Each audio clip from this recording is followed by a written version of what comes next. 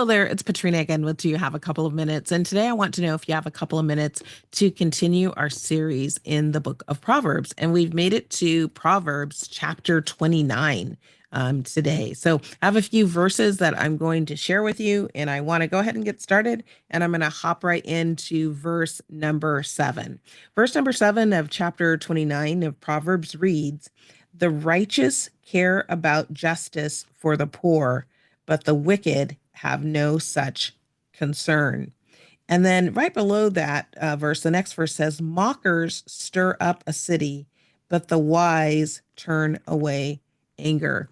So this chapter uses contrast to talk about kind of the hearts, where people are coming from with their behaviors. So the righteous care about the poor. They care about there being justice, but those who don't have that heart of righteousness, of goodness, don't care. So it's another way that we can kind of observe who we are dealing with, who we are interacting with. And then, the mockers talking about there are groups of people who want to stir people up, and then there are groups of people who want to get rid of the anger, right? They want to move things forward, but move things forward in a way that's respectful, in a way that's getting things done, as opposed to getting people riled up. So you have these two concepts where we're talking about observation and understanding the heart, where someone's heart is in terms of their behavior and the things that they are doing. Moving on to verse 11 reads, "Fools give full vent to their rage, but the wise bring calm in the end." And we've talked about this idea of self-control and our understanding, or our ability, I should say, to be able to be discerning about who we are dealing with. So if we're wanting to move things forward, getting in full rage is probably not going to be helpful to moving things forward, to getting to a place of understanding. But if we are wise and we bring in calm so that people feel respected, people are able to listen, then that can be helpful. Now, this doesn't mean that there's not a range a range of emotion that we have as human beings. That's certainly natural to have. But this, again, is this idea about self-control in situations, not losing control, but using appropriate interactions to move things forward. Sometimes we can maybe speak more sternly, right? Because that's what the situation dictates, to help get attention and move things forward. Certainly, if I'm in an emergency situation, I'm going to have a different way of interacting than if I'm not in an emergency situation.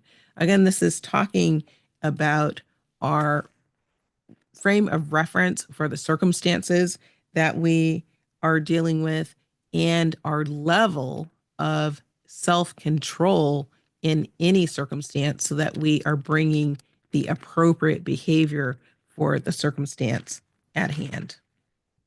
Moving on, I want to go down to verse 20 of chapter 29 of Proverbs. And that reads, "Do you see someone who speaks in haste? There is more hope for a fool than for them." And again, I've talked about, if you're following along, these kind of recurring themes about how we can understand who we're dealing with, what our approach needs to be.